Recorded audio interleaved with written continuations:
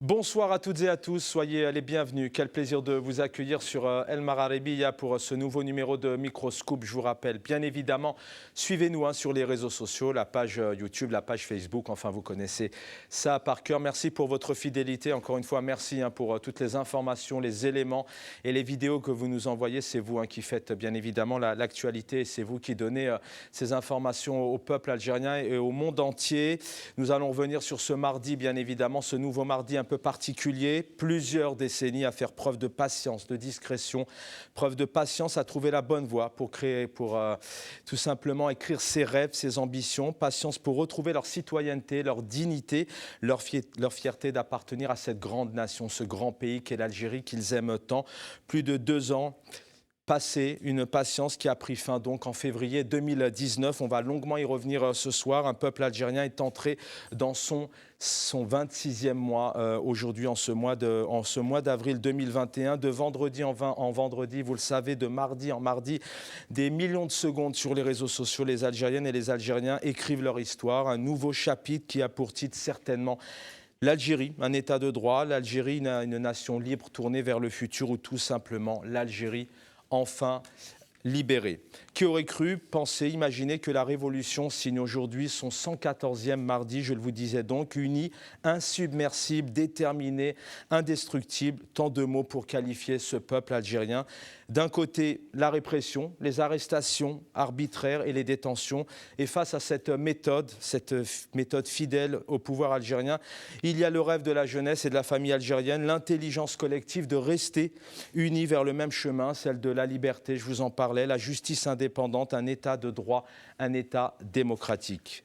Tout ça, bien évidemment, guidé, on le sait, ce pacifisme unique qui encore aujourd'hui fait parler de lui-même dans le monde entier.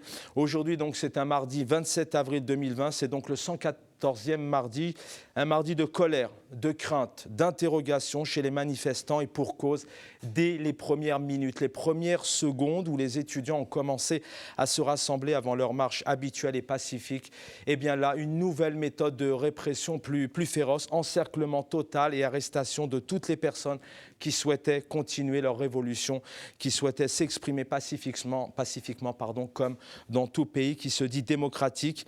Une nouvelle méthode radicale pour faire taire les Algériens et les Algériennes, encore une fois. De la diversion, de la manipulation en attaquant et en prenant pour cible, on l'a vu cette semaine, le MAC, mouvement politique indépendantiste, donc qui a été créé maintenant il y a une vingtaine d'années. Le pouvoir avait déjà tenté le même coup, on s'en souvient, on en avait parlé longuement ici avec l'affaire Dahdoh, on peut sourire effectivement. Encore une fois, c'est l'échec et un mauvais coup pour le régime. Cette tentative a été déjouée par le peuple qui a à nouveau compris, bien évidemment, le jeu du pouvoir. Nouveau virage à 180 degrés, le pouvoir tout de même ne recule devant rien dans cette répression sans fin et sans limite. Nous allons tenter ce soir de répondre à plusieurs questions. Jusqu'où ira le pouvoir dans sa répression? Faut-il avoir peur et s'attendre à d'autres méthodes encore plus dures? L'avenir de la révolution, c'est la question que l'on se pose ce soir. J'aurai le plaisir de vous présenter mes invités dans quelques instants. Mais nous allons revenir, hélas, mais c'est important tout de même de revoir ces quelques images de répression. Ce sont des images d'archives, mais c'est important vraiment de se les remémorer pour ne pas oublier, mais surtout pour continuer cette révolution et vivre dans un pays digne qu'est l'Algérie.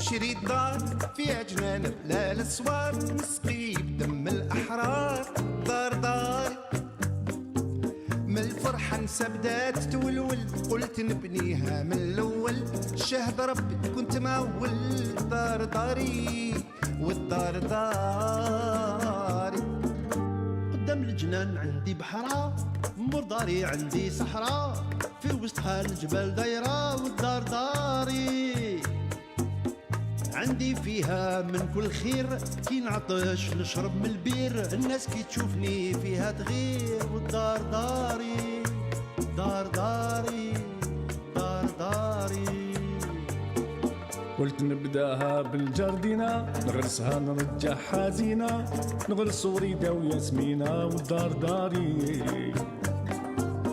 جيت بكري في الصبحية قلت نديرها زراعية كلفت لي بالعربية والدار داري دار داري فوتنا يا مات ملاح مجناني نقطف في التفاح في الطبلة نتقسموا الفراح والدار داري عشنا بقدر روح رمى عيلة كبيرة ملمومة عطونا ماكلة مسمومة والدار داري دار داري دار داري الخوا بداو ينوضوا حبوا رايهم يفرضوا في داري طفاو الضوء والدار داري طاحوا عليا بالقزول ولادي عم بالهم جا الغول كي شافوا خوهم مقتول والدار داري والدار داري خضران من داك جاني خدام Désolé de vous faire vivre encore une fois ces images très difficiles, mais vous avez vu, chasse à l'homme, on n'hésite pas vraiment à traîner les Algériens et les Algériennes au sol. Ce sont des méthodes assez, ce sont des méthodes, en tout cas à mon sens, difficiles, violentes et féroces. Algérie 2 points, répression. Répression. Répression, c'est le titre de l'émission. Pour en parler sur ce plateau, quel plaisir de les accueillir. Hassan Hiresh, bonsoir. Bonsoir. Merci d'être avec nous. Je rappelle, économiste, analyste politique et Idir Ounouron. Bonsoir Idir. Bonsoir Monsieur Kassi, merci pour votre invitation. Je vous en prie, c'est partagé, analyste politique via l'Algérie au téléphone aussi. Plaisir de les accueillir. Merci à eux pour leur présence et leur fidélité. Karim Tabou, bonsoir. Karim Tabou. Bonsoir, merci de l'invitation. Bonsoir aux invités sur le plateau. Merci Karim Tabou, militant politique à l'UDS. Merci d'être parmi nous. Je sais que vous avez la voix enrouée. Merci vraiment de participer à cette émission. Médecin, militante politique, Amira Bouraoui, bonsoir. Bonsoir, merci pour votre invitation et bonsoir aux auditeurs. Je vous en prie, Amira Bouraoui, le plaisir est partagé. Viendra nous rejoindre Maître Nassima Rezazgui, donc avocate, et on devrait avoir donc pour quelques témoignages rapides mais importants, Zaki Hnash, militant qui était à Alger aujourd'hui, et l'étudiant Abdeljebar Benouna. Première question à vous deux, messieurs. 26e mois. En une petite minute, parce que voilà, c'est une des premières questions que je pose. Est-ce que pour vous, vous avez en tête la même définition du Hirak, de cette révolution, au départ qu'aujourd'hui?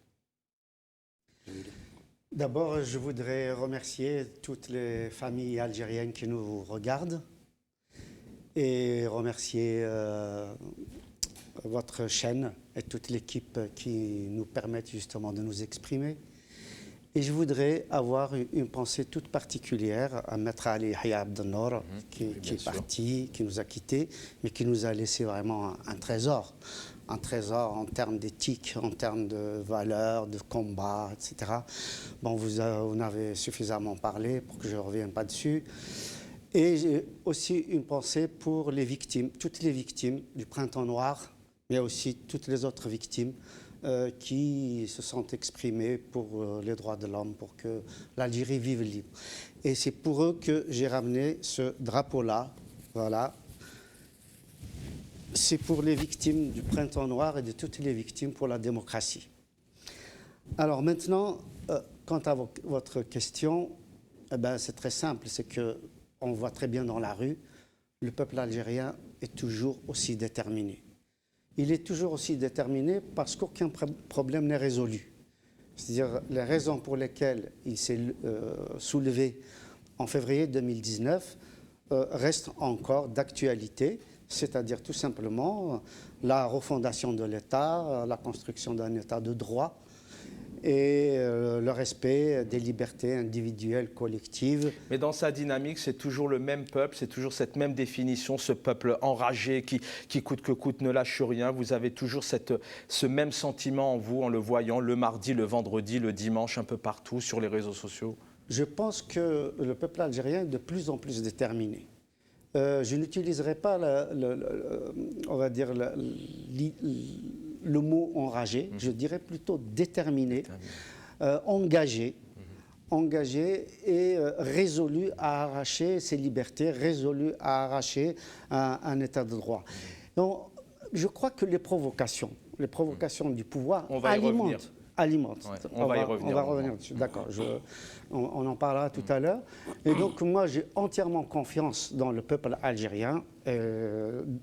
Tout le peuple algérien, qu'il se soulève ou qu'il ne se soulève pas, je sais qu'il est déterminé à vouloir ce changement. Même quand il y a des villes, des villages, etc., où à un moment ou à un autre, ils sont, pour des raisons diverses dont on peut parler évidemment, ils ne se soulèvent pas tous les vendredis ou tous les mardis. Bien sûr, c'est ce qu'on dit. Et j'en profite d'ailleurs pour saluer les étudiants et toutes les familles qui sont sorties aujourd'hui pour les soutenir.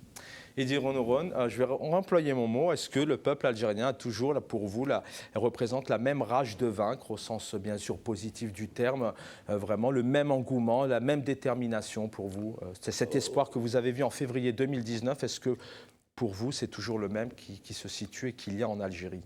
Tout à fait. Moi, je rejoins ce qu'a dit Hassan, là, tout de suite, en disant qu'ils sont infiniment plus déterminés. Je pense que l'apport de la jeunesse estudiantine y est pour beaucoup aussi. Ça donne de la vitalité. La présence féminine aussi, qui apaise quelque part. Moi, je pense honnêtement que ce Hirak-là, il a l'immense avantage d'être transgénérationnel, avec des niveaux socio-économiques différents. Il se retrouve, comme a dit Hassan, pour non pas revendiquer, comme l'a dit Ibrahim hier sur le plateau, pour exiger de construire un état de droit.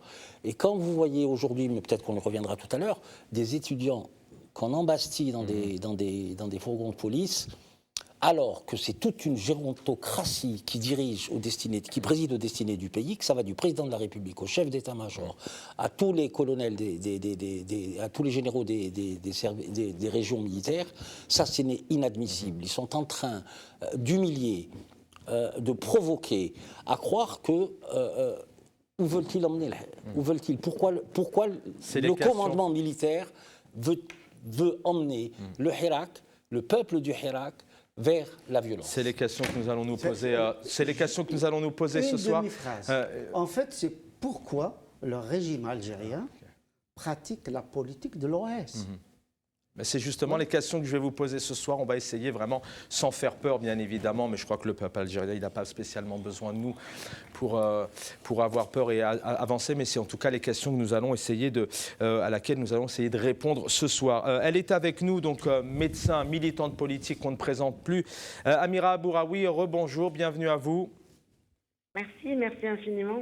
Merci à vous d'être fidèle à l'émission. C'est pas toujours évident de permettre aux invités, mais surtout aux personnes qui subissent notamment la répression de s'exprimer. Lourde peine requise contre vous, notamment entre autres pour, je vais citer, outrage à corps constitué, offense à la personne du président de la République. Vous prenez 3 ans et 5 ans de prison. Donc peut-être une réaction d'abord sur ce verdict.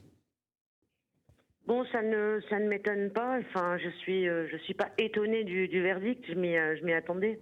Je m'y attendais parce que bon, ça fait quand même un moment que j'ai été déjà sous le collimateur déjà en 2020 lorsque je suis rentrée en prison, et puis depuis ma sortie, ça n'a jamais arrêté, ni les convocations ni rien du tout. Donc j'ai eu effectivement 3 ans et 5 ans de prison ferme requise, et puis pour atteinte au président de la République et pour atteinte au précepte de l'islam.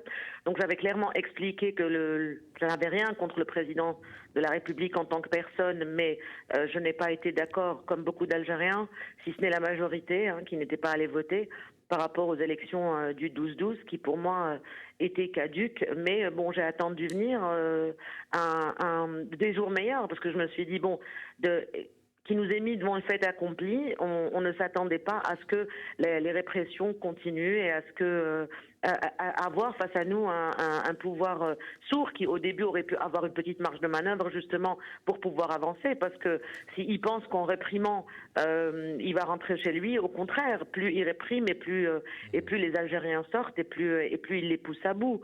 Concernant l'islam, j'ai dit clairement que je n'avais aucun souci par rapport à aucune religion monothéiste ni autre, mais que j'ai toujours milité contre l'extrémisme religieux, et ça c'est pas nouveau, ça remonte à des dizaines d'années, pour justement ne pas retomber à chaque fois dans les mêmes erreurs.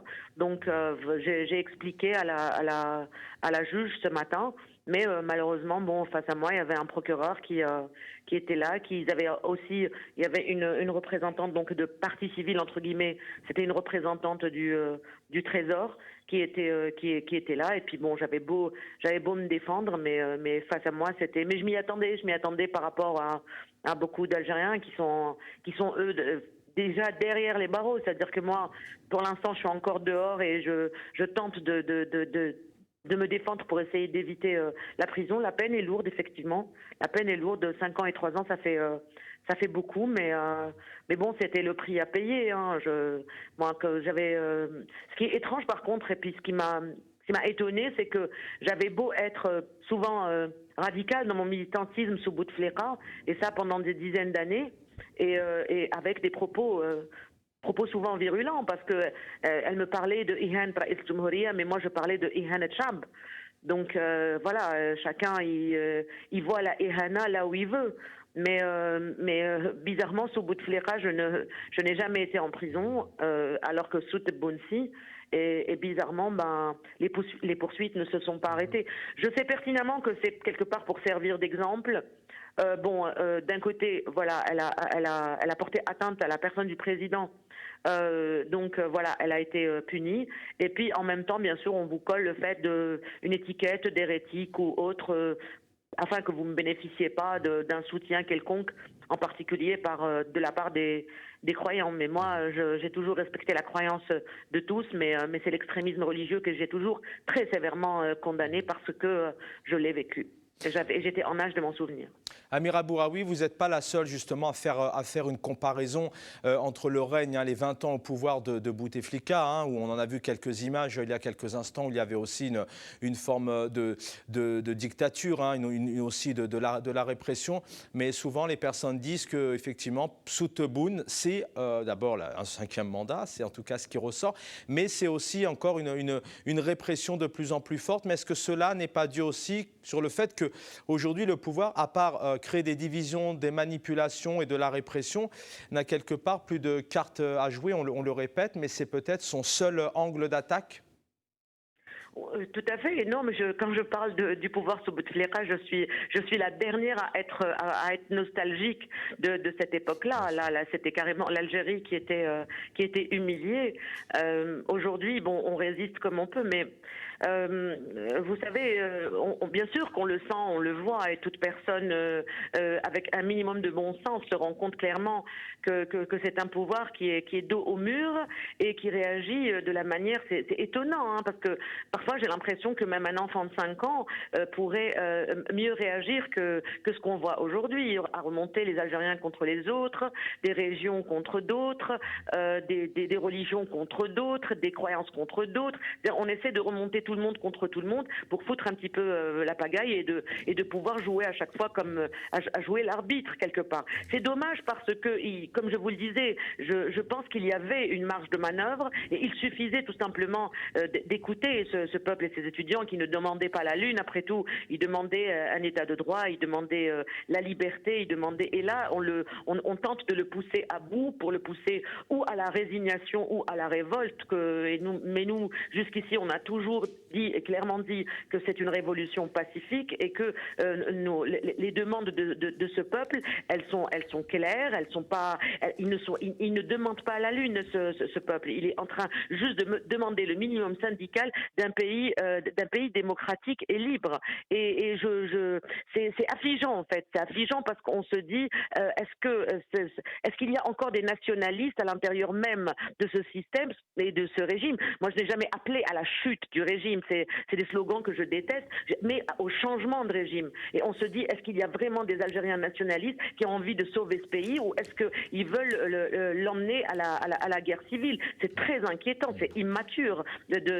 Dernièrement et hier, on voyait qu'ils étaient en train d'accuser une partie de la Kabylie qu'elle est en train de s'armer ou je ne sais quoi pour essayer de faire peur. Mais tout ça ne marche plus parce que, vous savez, aujourd'hui, le média numéro 1 en Algérie est ce qu'on appelle aujourd'hui le 5e pouvoir. Le 5e pouvoir est celui des réseaux sociaux. Ce n'est pas le pouvoir de l'ENTV. Tout le monde était en train de se bidonner hier. C'est-à-dire même ceux qui est des sympathisants du MAC, et encore ça reste une minorité ou qu'il n'y en ait pas, c'est-à-dire tout le monde s'est mis à rire. C'est-à-dire beaucoup ont dit j'ai beau ne pas soutenir le MAC, mais là vous êtes carrément en train de vous ridiculiser. C'est quand même une télévision officielle et faire passer une telle parodie, un tel sketch, on se pose. Bon, il y a eu des moments où je me suis dit peut-être que d'ici la fin du Ramadan ils vont nous dire non, c'était le NTV qui s'était chargé de faire la caméra cachée cette année, parce que c'est vraiment triste à mourir.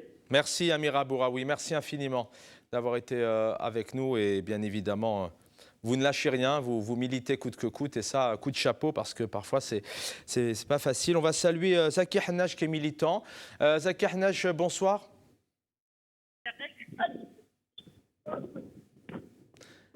Zaki Hannaj, vous m'entendez? Oui, ça va bien.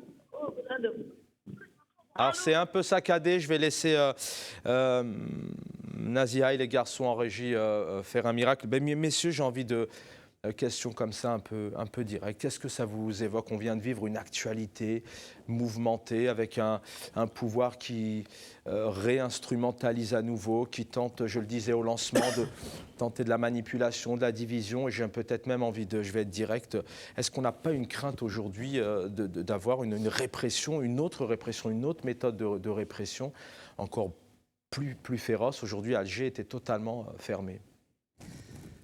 Malheureusement, tout est possible avec ce pouvoir. Hein. On peut craindre le pire et malheureusement pas le meilleur.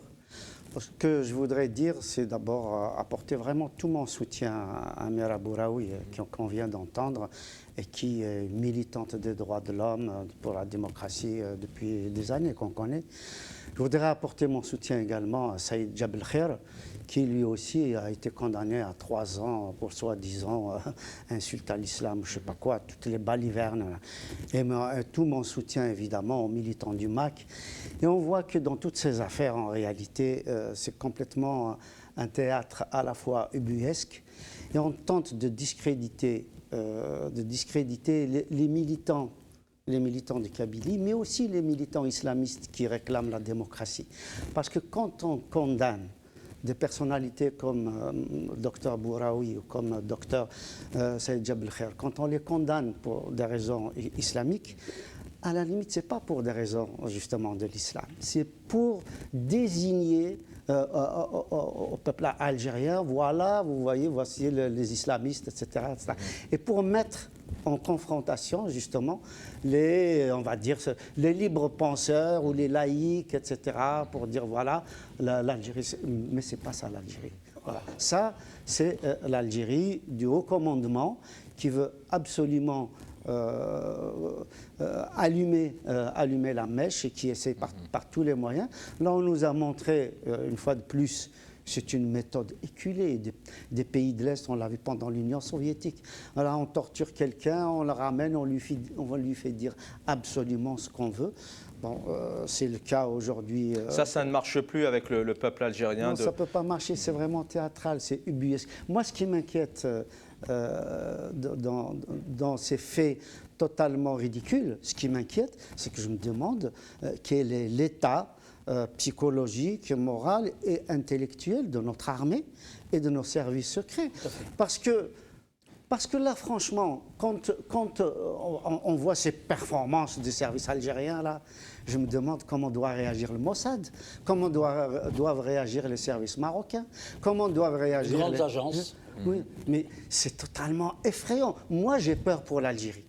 Si vraiment les services algériens n'ont à offrir à notre peuple, à notre pays, que des pièces de théâtre de ce genre, complètement ubuesques, qui réveillent Molière aujourd'hui, et Kat Biessine doit vraiment se tourner dans sa tombe.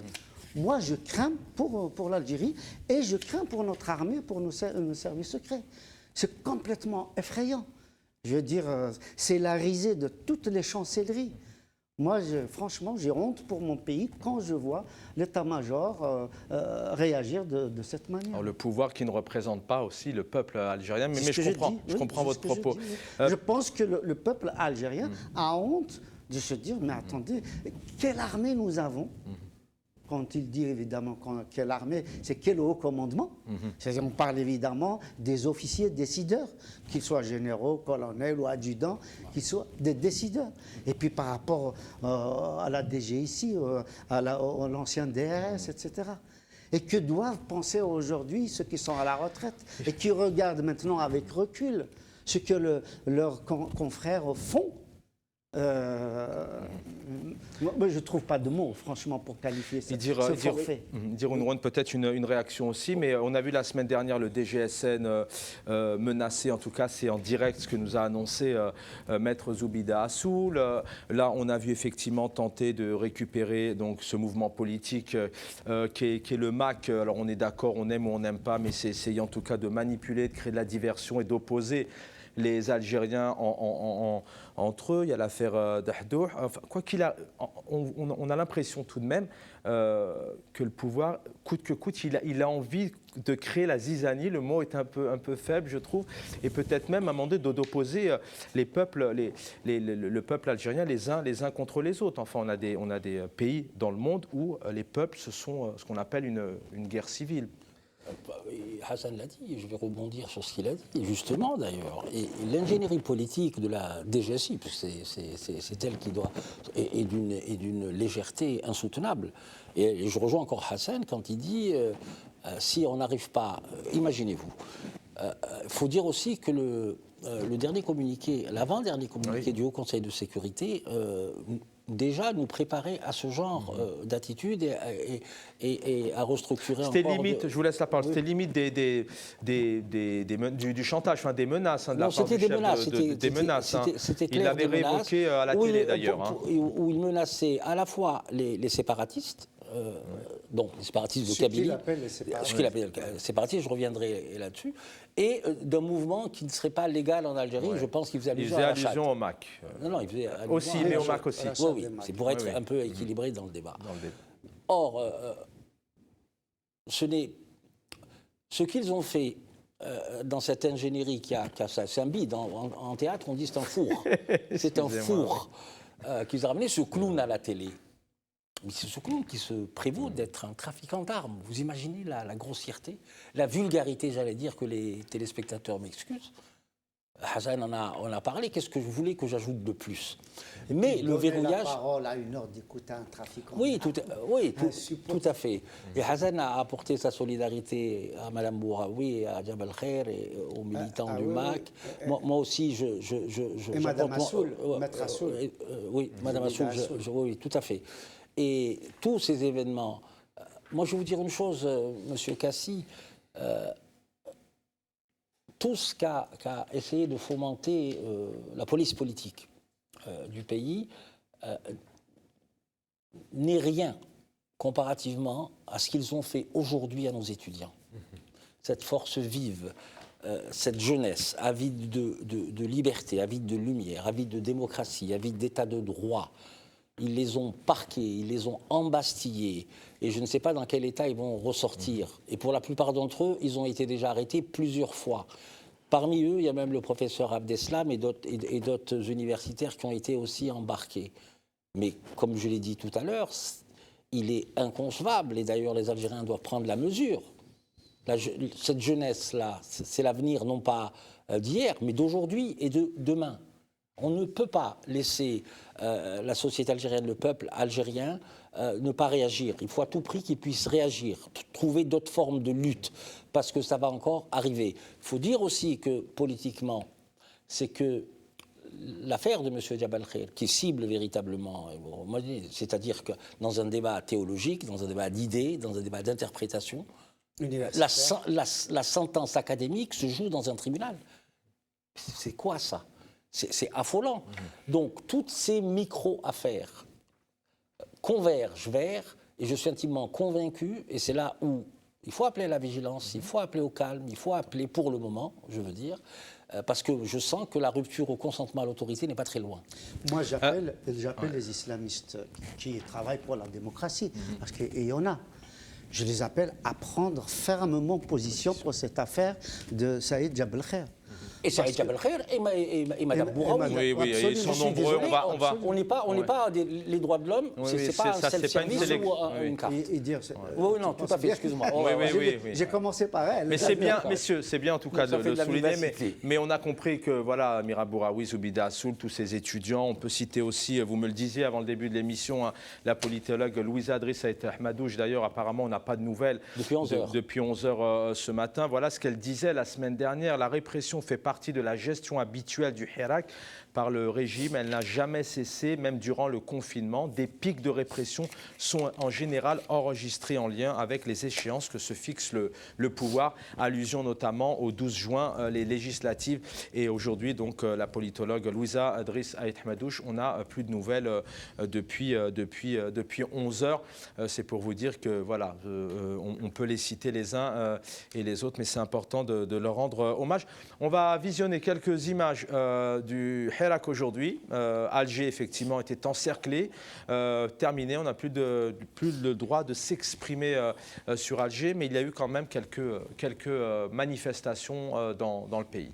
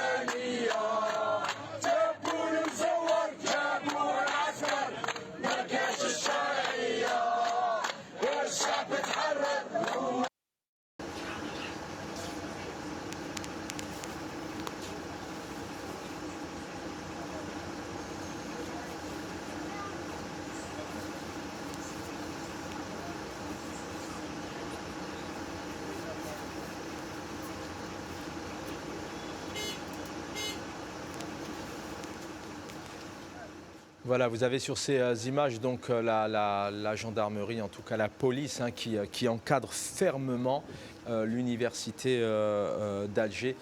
Voilà, c'est pour vous dire vraiment qu'aujourd'hui, coûte que coûte, l'expression des étudiants, mais l'expression de cet avenir, de la jeunesse, l'avenir, c'est la jeunesse d'un pays, eh bien, on n'a plus le droit de s'exprimer. En tout cas, c'est ce qui s'annonce à partir d'aujourd'hui. On espère que vendredi, tout de même, on pourra avoir, la jeunesse, la famille algérienne pourra avoir la parole. De retour avec nous, Zaki Hanesh, rebonjour. Vous êtes militant politique, vous étiez à Alger aujourd'hui.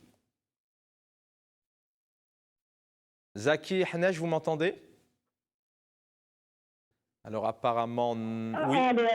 Allô. Oui, je vous entends, oui. Très bien. Bon, aujourd'hui, malheureusement, il n'y avait pas de manifestation, il n'y avait pas de... Mais quand je me suis arrêté là-bas, je vais expliquer mon arabe du Sénégal, si c'est possible. Je vous en prie. وي داكور قلت لك اليوم ما كاش مساله طلبه اليوم بعد اعتقال مجموعه من الطلبه الجامعيين واساتذه جامعيين مع صحفيين تم منع صحفيين من التغطيه من بينهم تم اعتقال زهر أدركان لمده دو فوا اللي كانت تغطي بوندون دو فوا نص ساعه 45 دقيقه المره الاولى تم اطلاق سراحه ومن بعد عاودوا يحبسهم بوندون ان كاردور سولون واش قال هو زيادة إلى المواطنين العدد ما على بالناش تلمو يا بليزيور فورغون يا بليزيور اريستاسيون لحد الآن تم بداية إطلاق الموقوفين تم إطلاق حوالي 20 شخص من بين طلبة جامعيين المواطنين كونسيرنون البروف يونيفرسيتير كاين 5 لحد الآن مازال ما لاباش طلقوهم ولا مازال كاين طبيب جمال الدين ولمان ثاني تم اعتقاله اليوم. انا بالنسبه لي هو عباره عن تصعيد جديد باسكو انا واش راني نشوف التحليل تاعي انه التصعيد الحالي ما شفناش ديبي الحراك خاطر التصعيد الكبير كان في نوفمبر ديسمبر 2019 انه كان فيه عدد كبير من الاعتقالات يعني لو نومبر داريستاسيون ملي بدا الحراك كان في نوفمبر ديسمبر 2019 لكن التهم اللي كان متابع فيها النشطاء كانت تهم عباره عن تهم جنح لكن حاليا في الفتره الاخيره انا نشوفوا في تهم جنايات خاصه واش صاير في سيدي محمد تم ايداع مواطنين وداروا لهم تهم جنايات كاين زوج الاخ مالك رياحي عزيز رياحي واسماعيل دباغي تم ايداعه الحبس المؤقت بثلاث تهم جنايات ونسيت الشخص الثالث نسيت اسمه برضه كان يداروا تهم جنايات يعني ما تنساوش انه كاين تقديمه في المديه تم اعتقال نادير في المديه تقديمه اما غدا او يوم الخميس هناك اعتقال في يكون اعتقالين في عند فلان كان اعتقال في قسنطينه كان اعتقال في مستغانم كان اعتقال في وهران اعتقالات عديده في وهران من بينهم سعيد بودور يعني تقديمات حنشهدوا تقديمات نهار الاربعاء ولا نهار الخميس ربي يسترنا على تهم المجايين باسكو حدا حسب الوتيره نشوفهم المجايين كل تهم المجايين حيت يكونوا تهم جنايات يعني نشوفوا تصعيد كبير يعني النظام الحالي او قرر انه لازم يحبس الحراك باش يحبس الحراك لازم يدير بروباغندا اعلاميه بتشويه الحراك بإلصاقه اللي حركه المارك malgré tout ان الماك سي سون با دي تيروريست الفو ديال لا فيريتي سواء رانا معاهم ماناش معاهم واش نعرفوا عباره عن حركه انفصاليه وي داكور بصح ماهيش حركه ارهابيه وماهيش حركه لا تتبع العنف وي انا شخصيا انا ضد هذه الحركه مي باش دير سيناريو تاع سلاح ولا ما على باليش سيفو هذه يعني النظام واش يدير بروباغندا اعلاميه لتشويه الحراك وتشوه نشطاء مثل ما حدث لمالك رياحي وصهيب دباغي وتجديد محمد انه داروا حمله اعلاميه كبيره باش يشوهوا هذه النشطاء.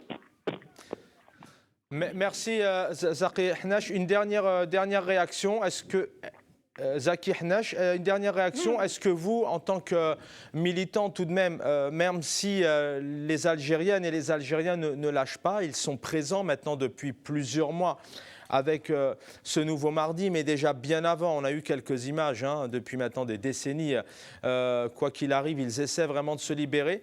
Mais est-ce que vous avez tout de même une crainte que cette répression, puisqu'elle existe, qu'elle prenne des proportions énormes et que ça génère d'autres violences, d'autres arrestations et peut-être même d'autres comportements, notamment de la gendarmerie ou de l'armée envers le peuple algérien?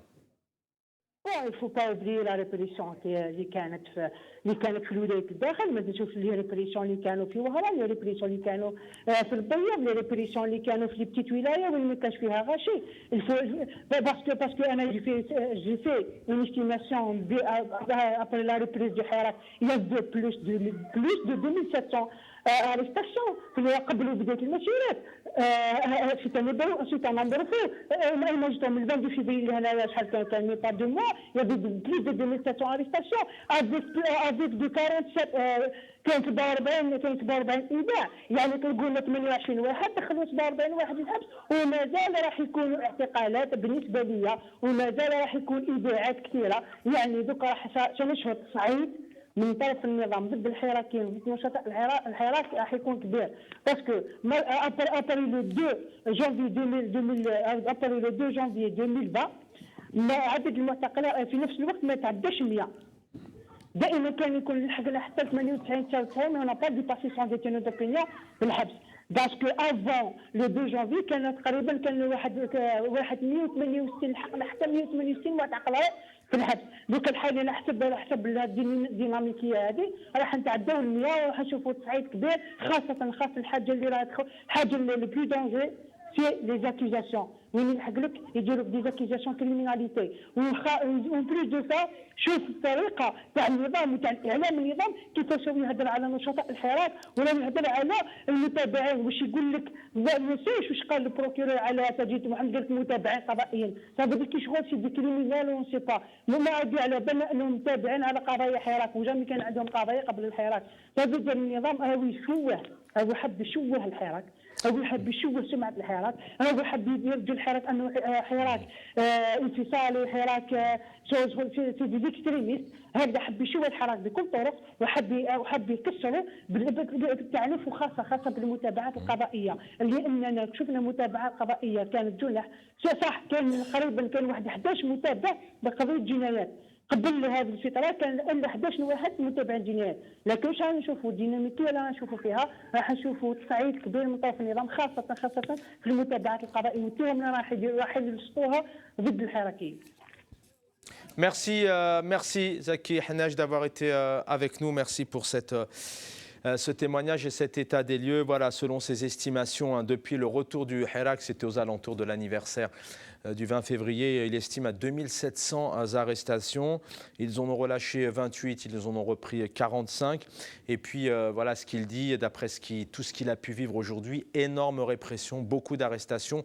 Et puis un mot qu'il a évoqué longuement, c'est salir, quoi qu'il arrive, le Hirak et les activistes, beaucoup à Oran. Il y a eu énormément d'arrestations, des médecins, notamment des journalistes qui n'avaient pas accès. Messieurs, peut-être une réaction quand on entend Zaki Hannaj sur le terrain. Est-ce qu'on a une crainte aujourd'hui? Est-ce qu'on peut avoir une crainte profonde pour le peuple algérien est-ce qu'on peut aussi peut-être, à un moment donné, je ne sais pas, peut-être s'organiser autrement, voir les choses autrement pour peut-être faire face à cette répression, parce que c'est légitime, les Algériens peuvent avoir peur demain aussi de sortir, d'être emprisonnés, de se retrouver derrière les barreaux. Je pense que s'organiser autrement ne servira à rien. Il faut maintenir le cap. C'est extrêmement important de maintenir le cap. Et ça gêne le pouvoir. La preuve, c'est qu'il réagit vraiment tout azimut. Il panique, il fait n'importe quoi, etc. Et changer de méthode n'arrêtera pas la répression. On l'a vu pendant le confinement qui a été décidé par le Hirak lui-même, donc pendant pratiquement 1 an, voire un petit peu plus. Les gens sont restés chez eux. Il n'y avait pas eu de manifestation de rue. Ça n'a pas empêché les services algériens, la gendarmerie, la police, d'aller chercher des militants à l'intérieur de leur maison, à l'intérieur des mosquées, dans des centres culturels, etc. Chez eux, à la maison. Donc, de toute façon, quelle que soit la méthode qui sera utilisée, la répression, apparemment, a été décidée par le haut commandement de l'armée. C'est la politique de la terreur, c'est la politique du chaos, la stratégie du chaos. Mais ce que j'admire dans les Algériens, c'est que ça a toujours été un peuple courageux. Et personnellement, je suis solidaire avec ce peuple qui montre qu'il est uni du nord au sud, de l'est en l'ouest, au centre, etc. Le peuple algérien est uni dans ce combat pour l'émancipation des Algériens. Idir Nourouni, vous allez réagir, mais le pouvoir, son objectif aujourd'hui, c'est de récupérer le contrôle du navire. Il a l'impression qu'il ne contrôle plus le pays. Non, il ne contrôle plus le pays. Il le contrôle de manière, parce qu'il a la force légitime de répression, mais politiquement, il ne le contrôle plus. Il ne le contrôle plus. Socialement, il ne le contrôle plus, la société est dans la rue. Elle exige un changement, et de manière pacifique encore. Donc pour moi, il ne contrôle rien. Dans le sens où il ne contrôle rien, c'est-à-dire que tant que ça ne le gênait pas, le Hirak, mais sa montée en puissance lui a fait prendre conscience que ses intérêts en tant que système étaient en jeu. Donc c'est pour ça qu'il y a le tour de vis supplémentaire.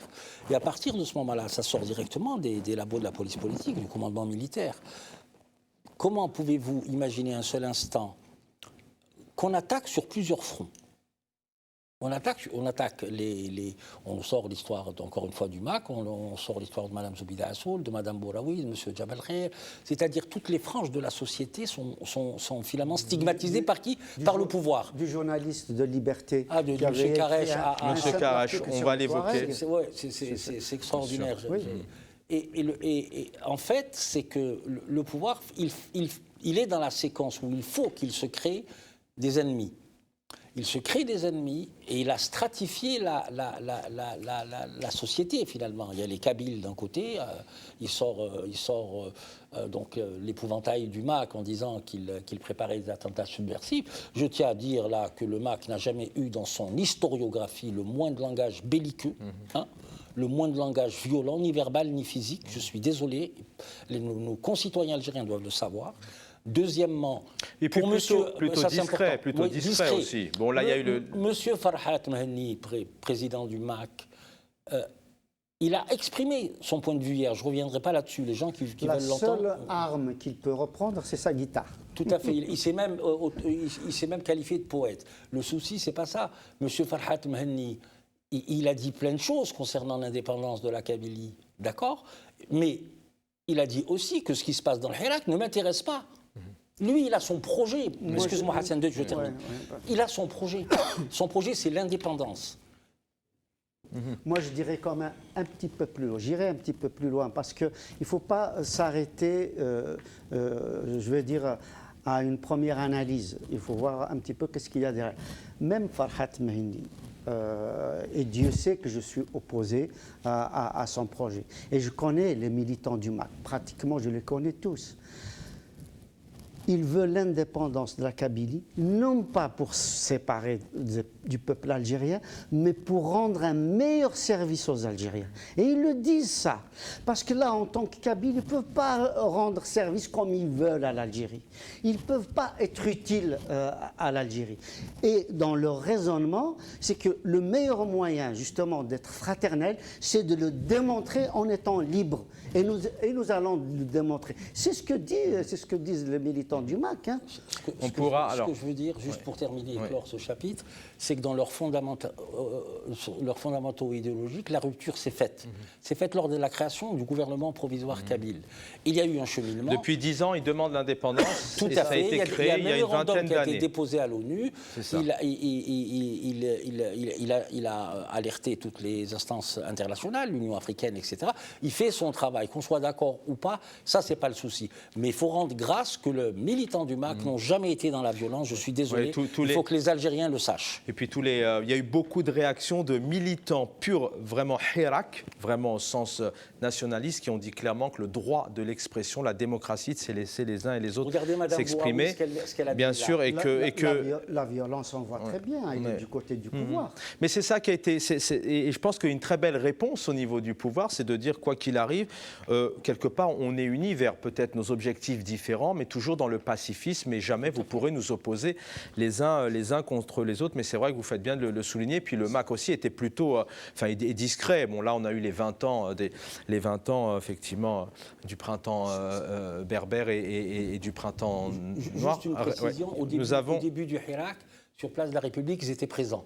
Au bout d'un mois, ils sont partis. Et ils font leur rassemblement place Stalingrad.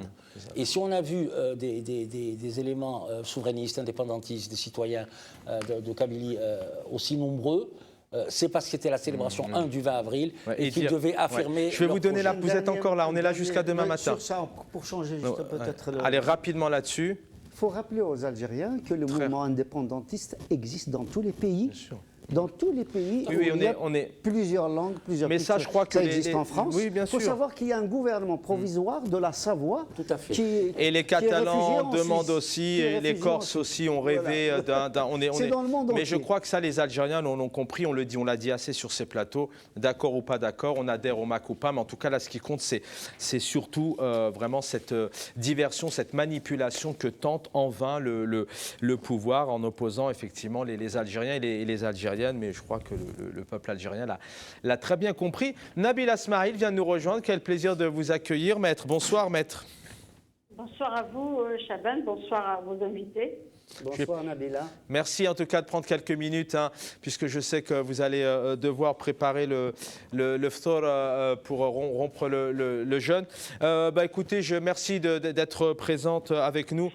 Une réaction, vous êtes avocate, mais vous êtes aussi activiste, politique, FFS.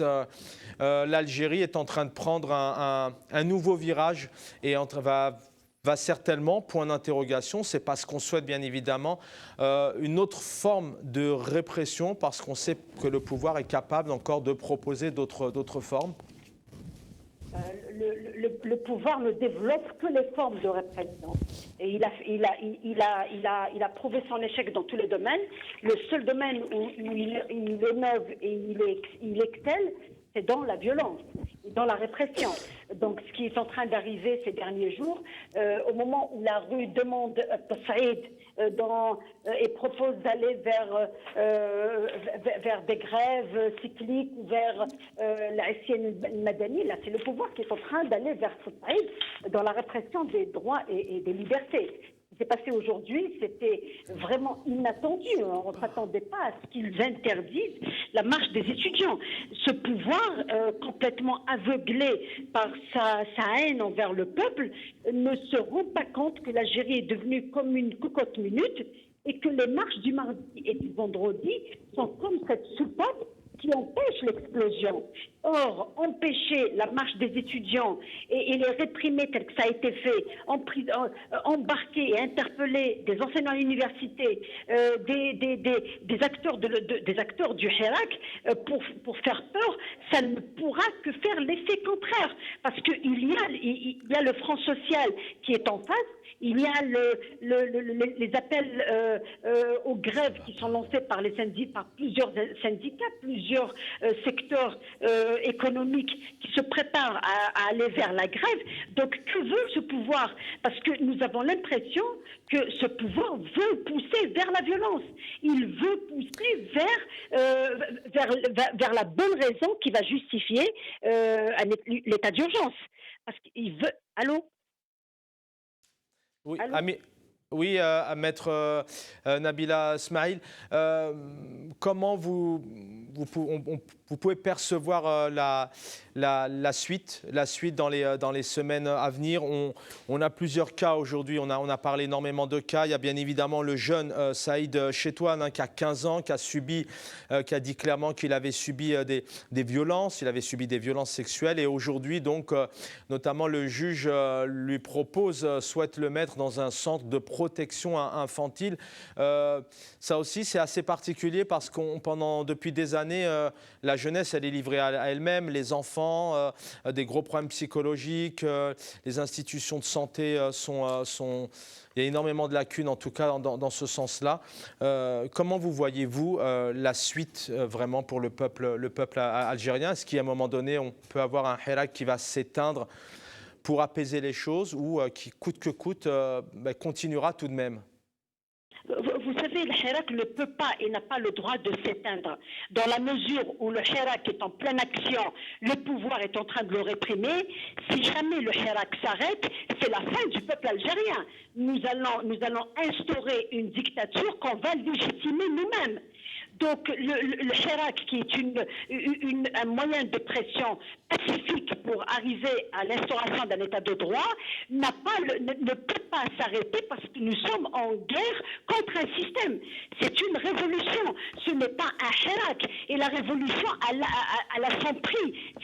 Même s'il faut faire des sacrifices, il faut les faire. Ali Yahya Abdel-Nour est l'exemple de ce genre de combat qui s'étendent dans la durée, mais malheureusement, beaucoup pensent que vous pouvez dégommer un système qui gouverne depuis 62, vous pouvez le dégommer au bout de 2 années. C'est pas vrai. Nous avons affaire à un système militaire, c'est un pouvoir militaire avec une façade civile qui a tous les verrous. Mais moi, je n'incrimine pas l'institution militaire, mais je parle de ces généraux, de ces quelques généraux, pas tous, qui se sont donné le droit de s'autoproclamer propriétaires d'un pays.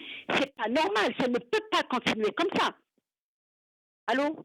Oui, je vous entends, Maître Nabil Asmaï. Alors, en ce qui concerne Saïd Chtounski, Saïd Chtounski nous a tous étonnés, c'est que le juge des mineurs n'a appliqué la loi concernant la protection des mineurs qu'en ce qui concerne Saïd Chtoun. Il ne l'a pas appliqué quand il voit les petits jeunes qui sont utilisés dans les réseaux de drogue. Maintenant, c'est des mineurs qui servent de relais pour la vente de drogue. Il n'a pas exigé, il n'a pas exercer cette protection pour protéger les enfants qui vendent des galettes aux abords des autoroutes pour pouvoir vivre. Il n'a pas protégé ces enfants qui sont privés de scolarité parce qu'ils n'ont pas de moyens d'aller à l'école. Donc ce juge s'est réveillé et a décidé d'exercer son autorité pour placer Saïd Chtoun dans un centre de protection et l'enlever à sa mère. Pourquoi l'enlever à sa mère? Qu'est-ce qu'on reproche à cette mère? Est-ce qu'il y a un dépôt de plainte contre elle? Est-ce que quelqu'un a jugé qu'elle n'était pas apte à exercer son autorité de tuteur? Parce qu'elle est divorcée, c'est elle le tuteur de son enfant. Qu'est-ce que cache cette mesure? Qu'est-ce qu'il y a derrière cette mesure? En tout cas, je vais vous dire une chose. Ce qui est en train d'arriver, parce que moi tout à l'heure j'avais marché avec les étudiants et la population de Tizi Ouzou, ce qui est en train d'arriver avec cette histoire du Dahdouh kabyle, après avoir lâché le Dahdouh islamiste, maintenant nous avons un Dahdouh séparatiste, ça tourne à la dérision. Ça tourne à la dérision et ça renforce la détermination du peuple. Maintenant, même j'ai vu des images de Sétif, de Miliana, même ceux qui croyaient au rêve ou au mensonge du 12-12 se sont réveillés. Ça ne peut plus continuer comme ça. Ça ne peut plus continuer comme ça. Merci. J'interpelle toute la diaspora pour se mobiliser et soutenir leurs frères en Algérie. Et quand je parle de la diaspora, je parle du rôle immense qu'ils peuvent jouer là où ils sont pour exiger, pas une intervention étrangère, pour exiger que les pouvoirs, les gouvernements qui encouragent le pouvoir algérien cessent de le faire et encouragent l'instauration et le respect des droits humains en Algérie.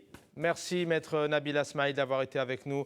Saha Ftorkoum, bien évidemment. Bon appétit. Messieurs, je sais que vous avez beaucoup de choses à nous dire. Hassan Hahelej, je vous donne la parole. Je ne fais même pas de lancement parce que le temps il passe très vite.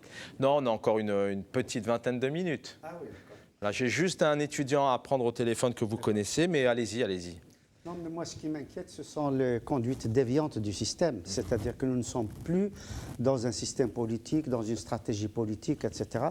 Nous sommes véritablement dans un système psychologique pervers, déviant, où on ressort la cruauté, on ressort la perversion. On voit très bien les tortures, les emprisonnements, les menaces, etc. sur les hommes politiques, les femmes politiques, les partis politiques, sur les journalistes, sur les mineurs, sur tous les militants, hommes, femmes, etc., sur les pratiquants, les non-pratiquants, etc. Je veux dire qu'il y a véritablement, ce que j'ai dit tout à l'heure, une stratégie du chaos. Alors, mais le pays, il est déjà face au chaos, j'ai envie de dire. Là, on a une grève générale de l'éducation nationale. Bien évidemment, je veux dire, aussi bien les grèves les grèves actuelles, les grèves de la faim, les grèves de travail, toutes sortes de grèves. Hein. Aujourd'hui, on assiste à une Algérie complètement figée. Mais ce que je dis, c'est que heureusement, le peuple algérien reste, encore une fois, j'insiste là-dessus, il reste uni, qu'elles soient les wilayas du sud, de l'est, de l'ouest, du centre, du nord, etc. Ce combat pacifique est la seule issue pour sortir de l'impasse.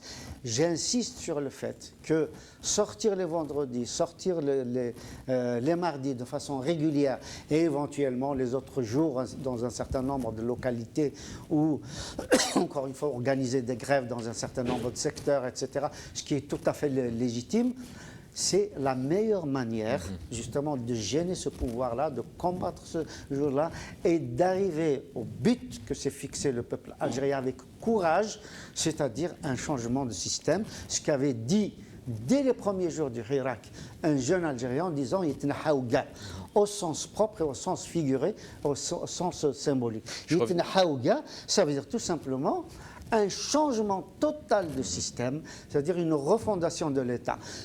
Je crois que de plus en plus, il va falloir qu'il y ait un débat là-dessus. Nous voulons un pays et des États. Un pays et avec un pluri-État. C'est-à-dire soit un État régional, soit un État fédéral, etc. Pour que la Issaba du centre, même dans un pays démocratique, on voit très bien autour de nous qu'il peut se former des Issaba dans des pays démocratiques. On le voit très bien. Et bien, pour éviter justement cela, il va falloir créer une démocratie locale, une démocratie régionale, une démocratie de proximité. Et le Hirak doit y réfléchir. Faut-il encore que je vais revenir vers vous. C'est le moment. Vous allez reprendre la parole tout à l'heure pour un dernier tour de micro. L'un ne va pas sans l'autre. Malheureusement, elle est là, cette répression. Malheureusement, faudrait s'en passer.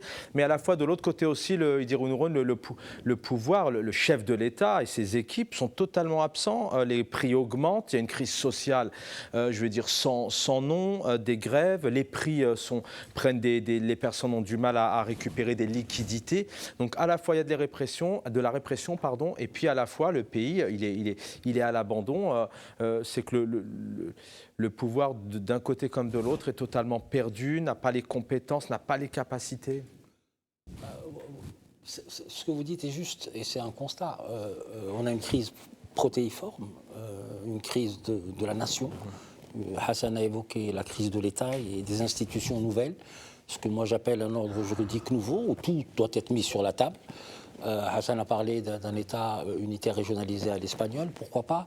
Il y a plein de possibilités comme ça, et qu'on ne nous agite pas le côté séparatiste, surtout. Nous parlons en tant que... Voilà, bien au contraire. Et il n'y a pas plus uni que la Suisse. C'est un mot à la mode, ça. Même en France, on parle de séparatisme, c'est un peu... Pour d'autres raisons, mais bon, c'est un mot, bien sûr. Mais il n'y a pas plus uni qu'un pays comme la Suisse. Oui.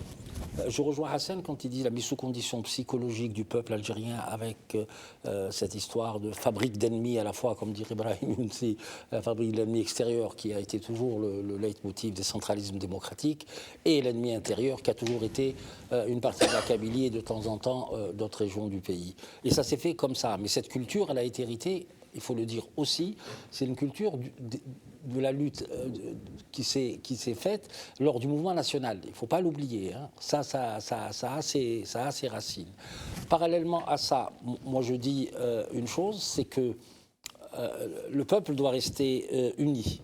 Le peuple ne doit pas faire... D'ailleurs, moi personnellement, je serais partisan d'appeler tout pas moi simplement, je ne suis pas légitime à appeler, que ce soit clair, mais que ceux qui sont inscrits dans cette démarche-là de révolution, d'exigence démocratique, d'exigence d'un État de droit, d'exigence de pluralité, d'exigence donc de démocratie et de droits de l'homme, puissent faire un appel. Et il est temps que les gens commencent à se regrouper. L'urgence, elle est là aussi. Il faut que cessent les bavardages précieux. Les bavardages précieux, maintenant, l'heure est à l'engagement. Ça, c'est le deuxième élément. Troisièmement, j'ai une petite différence avec Hassan. Quand il a dit les syndicats doivent faire des grèves, ça, c'est très important, M. Kassi. C'est très bien.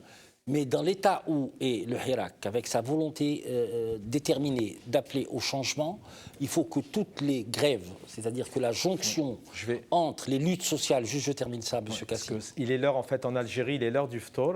Et l'invité qui est avec nous, vous comprenez bien qu'il doit. Mais vous aurez le droit à un autre tour de micro, bien évidemment. C'est pour ça, parfait. Je suis bien évidemment, oui, c'est gentil. Il est avec nous, donc Abdel Djebal. Bonsoir, vous êtes étudiant. Bienvenue à vous, Abdel Djebal Benoît. اهلا السلام عليكم حياك الله بون نقولوا اكس ايتيديون وصحة رمضانك صحة رمضان الحضور رمضان كريم صحة رمضانك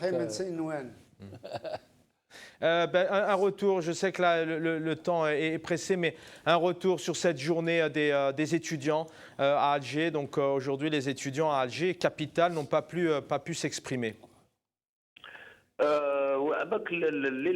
للأسف واش صرا اليوم ماهيش حالة شاذة وما راهيش حاجة جديدة تصرا في النضال اللي راه بوندو عامين وحنا نناضلوا. وللأسف اليوم واش صرا هو تحصيل حاصل لأنه حقوق الإنسان خلاص راحت. دوك نشوفوا أنه في الجزائر هنا المغرب قالوا نص ساعة ويأذن كاين طالب معصوم محي الدين الله أعلم ما بالهمش أصلا ونراه مازال معتقل. طالبة زهراء لما نشوفوا التعنيفات اللي صراو ضد أطفال قصر كما عبد الرحيم تاع باب الواد. حقيقة أنا كنت قلت في بزاف دي ديكلاراسيون من قبل على يوم السبت كنا نطالبوا بتصعيد يوم السبت وكنا نطالبوا بالتحاق الأحرار يوم السبت.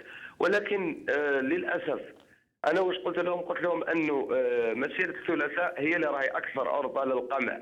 ومسيرة الثلاثاء راهو حاب النظام هذا الفاشل اللي ما عنده حتى حلول سياسية إلا القمع راهو حاب يقضي عليها بأي طريقة كانت. وللأسف التصعيد قبل ما يكون منا احنا وننصروا إخوتنا الطلبة اللي راهم يخرجوا كل ثلاثة وراهم يمدوا واش كامل واش عندهم صرا تصعيد من عند النظام وصرا واش ما كناش حابين احنا وللأسف كنا عارفين باللي احتسرا مالوريزمون. Merci Abdel Djebal de nous avoir consacré ces quelques petites minutes pour avoir un retour. Voilà, donc pour résumer un peu, que le gouvernement souhaite aujourd'hui se débarrasser du monde étudiant, notamment le mardi. Et pour lui, c'est le pouvoir qui est en train de monter en escalade. Edir Ounouron, Hassan Hiresh. Oui. Hassan Hiresh a exprimé tout à l'heure le besoin d'aller vers des grèves là où c'était possible, etc.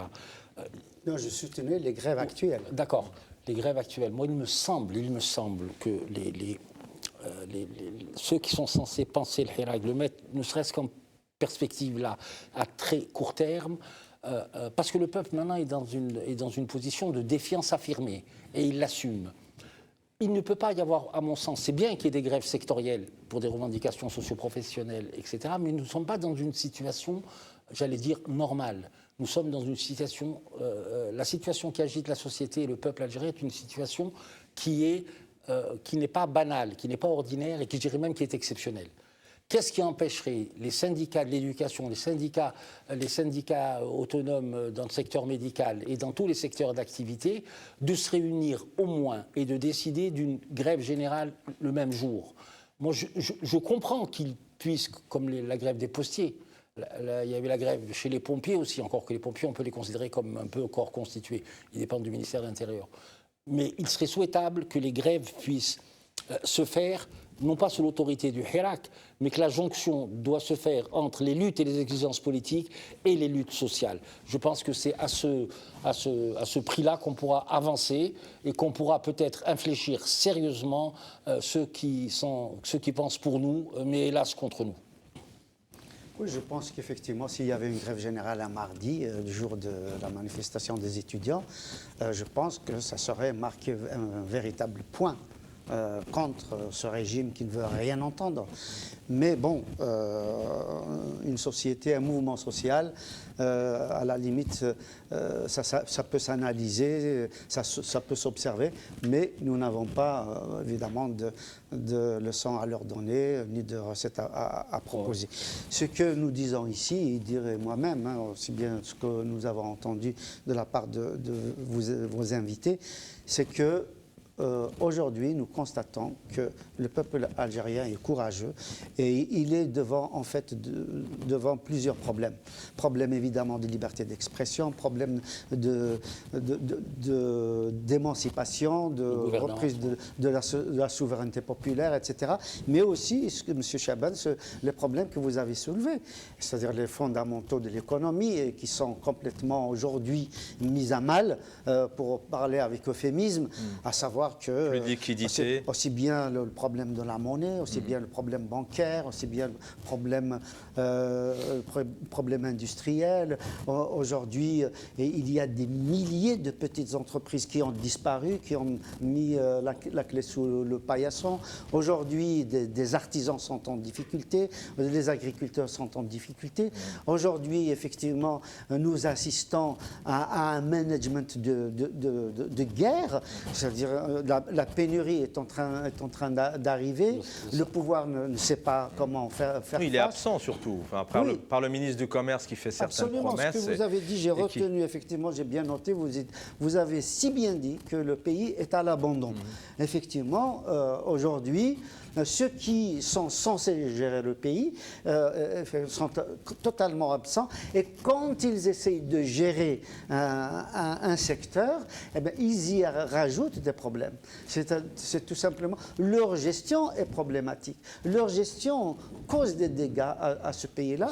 On est en train de casser les principales entreprises algériennes, les aciéries de Annaba, la Sonatrach, la Sonelgaz, la SNS, etc. Tout le Considère, qui s'appelle maintenant Considère, je crois. C'est-à-dire qu'il n'y a pas un secteur agricole, industriel, commercial, etc. Et la seule réponse qu'a trouvée le ministre du Commerce, c'est de dire, écoutez, pour que le commerce algérien soit florissant, il faut mettre des petites banderoles au-dessus du commerce en arabe. Mais très franchement, de qui se moque-t-on ? Alors, c'est bien parce que vous avez de l'humour, mais il faut un peu en avoir. Je voudrais juste rapidement, parce qu'il nous reste vraiment 3 minutes d'émission. Est-ce qu'on pourrait, s'il vous plaît, à Abdellah, écouter justement la femme de Saïd de Kerrach, du journaliste, qui est toujours en prison, ce journaliste, donc Liberté, qui a fait un article notamment pour écouter et dénoncer un peu comment vivent les habitants dans le sud du pays. Et juste derrière, j'aimerais qu'on écoute, oui, il y a un président du Conseil national des droits de l'homme en Algérie. Je voudrais qu'on l'écoute lorsqu'il dit notamment vouloir porter plainte du moins contre Karim Tabou. Karim Tabou qu'on devait écouter, il est pris avec plusieurs presses en Algérie, on devait le retrouver, mais je pense qu'on l'aura demain, en tout cas je l'espère. هذه سميها حقرة دخل على جات بيبليا ارتيكل سي ان جورناليست هو يدافع على الشعب تاع تامن راس يحب تامن راس كثر من بلاك بلادو وين زاد فيها يموت على تامن راس بصح هما ما وقفوش معاه على ما يوقفوش معاه يوقفوا على كلمة الحق ما ضمنت والو منهم ضمنت منهم يوقفوا معاه على كلمة الحق دافع عليهم عليه يرجعوا في كلامهم بصح انا نقول هذاك اللي دار ديمونتي حسبي الله ونعم الوكيل وين حيرقد في قبره هذاك اللي دار ديمونتي حسبي الله ونعم الوكيل وهو راقد مع ولادو بصح انا ولادي يقولوا لي بابا العيد اسكو يجوز بابا معنا العيد ما تحسوش بالام ما تحسوش بالزوجه تاعو ما تحسوش بولادو حسبي الله ونعم الوكيل انا كنت تاكله في القضاء تاعنا وراه القضاء تاعنا انا كنت تاكله على القضاء يدير الحق يشوف الحق يشوف العداله تاعنا انا تاكله على العداله تاعنا تخرجوا انا تاكله على العداله تاعنا بصح والراي يدخلوه الحبس قلنا الحبس المؤقت معليش دوك يخرج يزيدوا يحكموا عليه حتى وين يشرعوه حتى مور الانتخابات علاه يا خويا علاه ما قال والو ما سرق ما راهو تاجر مخدرات ما راهو مهرب ما راه تسرق ما نهب البلاد يحب البلاد على كلمة الحق يا أخي قلتوا لنا يا أخي في الجزائر الجديدة قلتوا لنا حضروا كي تشوفوا منكر حضروا. هو شاف منكر وما شافش منكر. غطى تظاهره يا عجبة ربي، غطى تظاهره تاع الاعيان، تظاهره تاع لي سيناتور، وراهم كيما وقف معاكم وقفوا معاه، وقفوا معاه راجل كيما وقف معاكم راجل. هذا واش نقول لكم، هذا الخبيثه الشعارات الاشخاص. نعم، هذا كل من الهدف هما يحبوا باش يجروا قواتنا الامنيه وجيشنا للتدخل باش كاش ما كان اي تصرفات منا الدعوه الى التدخل الاجنبي يسمى حقوق الانسان. حنا الفيلم حافظينه وعارفينه ولن نقع ابدا في هذا الخطا. سوف انا لما اعتدى علي ذهبت الى القضاء، ما رحت له ما درت له ما كذا الى اخره، والقضاء هو عنده الحق ثاني في المحاكمه العادله بالك كان نظلم وانا هو يزيدوا يسمعوه الى اخره باش نبدا نخلق تقاليد في الجزائر الجديدة، جزائر تقوم من اللي يظلم يذهب إلى القضاء ويدي حقوقه حتى اللي يشتكى به عنده حقوقه أيضا. وهكذا نبني هذه الدولة اللي حلوا بها الآباء المؤسسين. لا نبني الدولة بالسب والشتم والقدح واستغلال ظروف الموتى لانه كما قلت لك راهي مره اخرى اللي يتقاس اللي يتم الاساءه ليه هو الفقير بالدرجه الاولى، لانه ما خلاوش حتى الليله الاولى يقضيها يعني بهدوء في القبر نتاعو والعائله نتاعو يديروها بهذه التصرفات. للاسف الشديد اين واش من نضال هذا؟ الابواب مفتوحه على مصراعي واجدد دعوه حتى لسي كريم طاب وغيره يعني يجي وهنا، والناس اللي يقولوا احنا محل تعنيف ولا تعذيب من طرف ادعاءات التعذيب من طرف الشرطه ولا الدرك ولا الامن ولا اللي يقولوا بصح يكون عنده ادله ثابته، ما يجيش يبدا يتهم لي هكاك في الفار، يجي هكاك. حنا نتخذ الاجراءات اللي يعطيها لنا القانون. الباب مفتوح للمظلومين. الدوله دارت الحقوق الانسان هذه باش المظلومين المظلومين يجيو الغلابه هذوك مساكنهم يضلوا يجيبوا هنا هذوك اللي ما يصرحوش للصحافه وما يديروش الطرفاج. Voilà, très rapidement, parce qu'on est pris par le temps et vraiment en régie, on me demande vraiment de rendre l'antenne. Juste la femme de ce journaliste, M. Kiraj, donc, qui dit que est-ce que ces enfants vont passer l'Aïd avec leur papa? Et puis elle dit, voilà, la nouvelle Algérie de Tebboune, on nous avait promis de parler. Et ce n'est pas le cas. Messieurs, chrono, vous avez vraiment 30 petites secondes pour un dernier message d'union, de paix, enfin ce que vous voulez. 30 secondes. J'ai deux messages. Il faut que les Algériens restent toujours aussi courageux, toujours aussi unis pour arracher leur indépendance.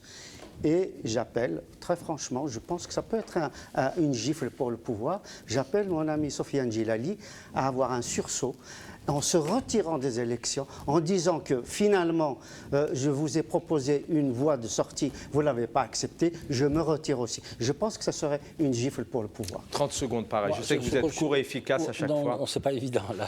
Non, vraiment. Ce que je voulais dire, c'est moi, je m'adresse un peu à la classe politique algérienne. Il faut à tout prix qu'elle prenne ses responsabilités historiques. Je ne dis pas ça pour faire pompeux. Comme je dis tout à l'heure, il faut que les prétentions bavardes cessent. L'heure est à l'engagement. Et à celles et ceux qui ambitionnent de présider au destin du pays, commencez d'abord par préparer la transition et les conditions d'une transition. Arrivera ensuite de préparer le vrai scrutin au moment où doit être préparé. Merci. Pour le moment, c'est véritablement converger vers la transition. Merci à tous les deux. Je rappelle que Soufiane Djilali, on l'invite régulièrement, mais il ne souhaite pas participer. Edir Nouron, merci. Hassan Helash, merci. Karim Tabou, qu'on n'a pas pu joindre, on essaiera pour demain. Il est pris. Amira Bouraoui, merci. Zaki Hanash et Abdeljebbar Benoît. Et puis Maître Nabila Smaïd. Na Abdellah, merci infiniment, Régie, Mehdi, Ramadan. Et puis Mounir et Nazia à mes côtés pour préparer cette émission. Les réseaux sociaux, Sahaf Torkoum. Et à demain. Bonne soirée à tous.